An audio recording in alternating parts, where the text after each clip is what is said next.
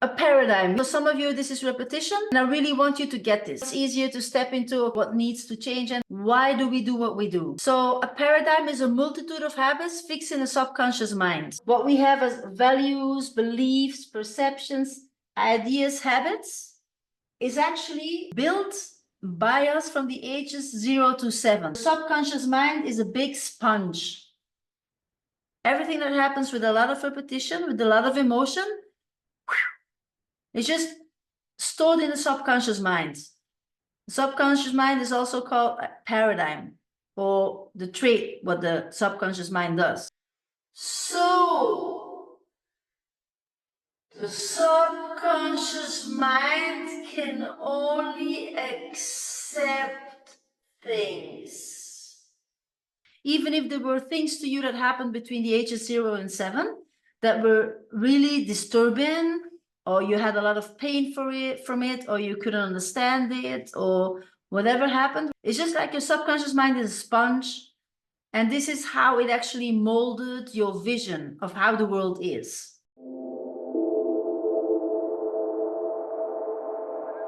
A big part of the paradigm is our self-image. How do you see yourself?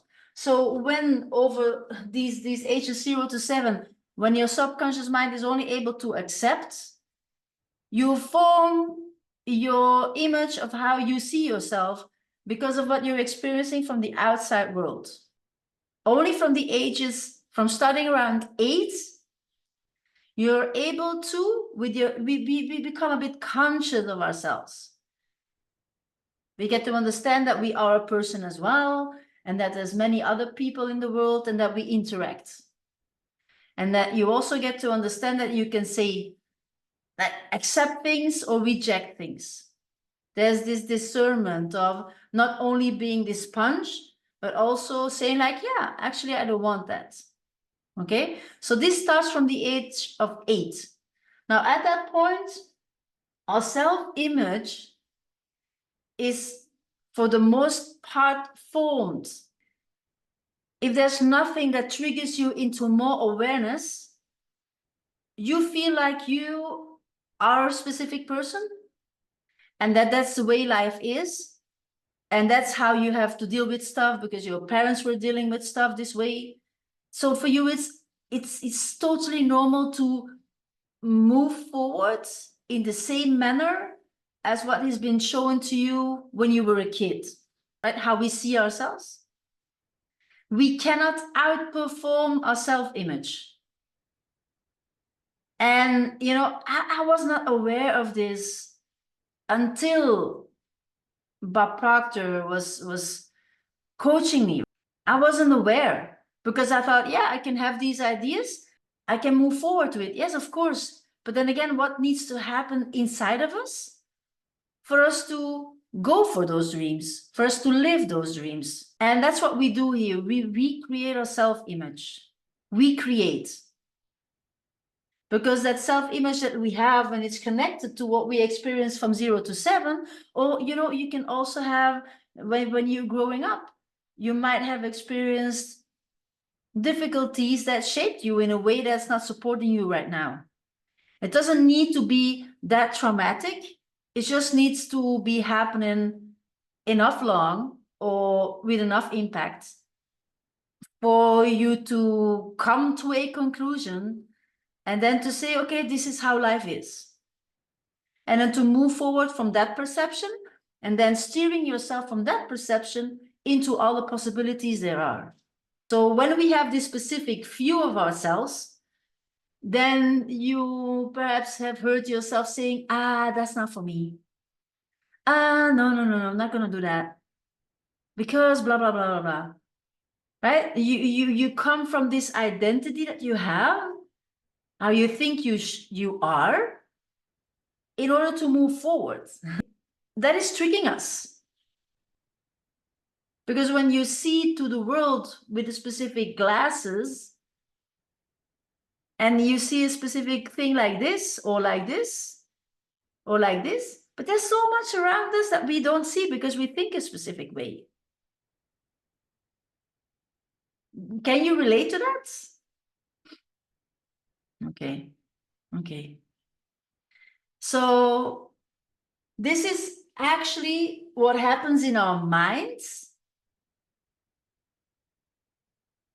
that sets us up for the behavior that we are, how do you say? Yeah, that we are executing, right?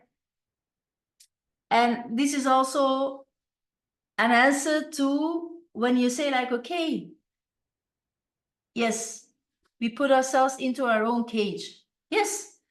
So we have to see, and it's a very beautiful thing. You know, it's actually literally like, okay, have you ever heard about this? When you put a small elephant on a chain, and then it just only can walk like, I don't know, 20 meters, 30 meters, and then it's conditioned that it can go not further than that. So, and even though when the elephant becomes bigger, you know, an elephant is such a powerful animal. Then again, they have noticed that the animal, that small elephant, when it's big, is not even trying to pull the chain anymore, even though the power is way beyond the chain. It just keeps on moving in this sphere that it was conditioned to move. And this is how also we can see ourselves. It's like we're in this cage with the doors wide open, and we decide to be in the cage. Right? That so many things are possible, and then we say, oh, no, this is who I am. This is what I'm going to do. Not knowing that the doors are wide open. You can choose literally anything you want. Okay? So I really love that image of you being in the cage with the doors wide open. And this is actually what we experience. So now if I tell you that you're able to, you know, keep those doors open and that you're able to walk through the doors, you know, do you get excited that this might be possible? So this is why you are here. This is what you're receiving. This is what the recreation of self-image is about.